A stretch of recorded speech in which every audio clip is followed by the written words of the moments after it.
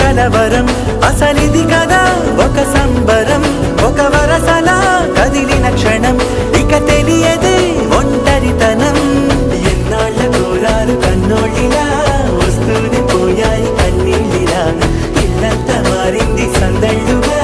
మీరంతా ఉండాలి వందేళ్ళిలా మనవారే వెనకుంటే మరణాన్నే మరిచేలే మనసంతా వెలుగేల ఇక చీకటెళ్ళింది తెల్లారి నవ్వుతోనే 10 మంది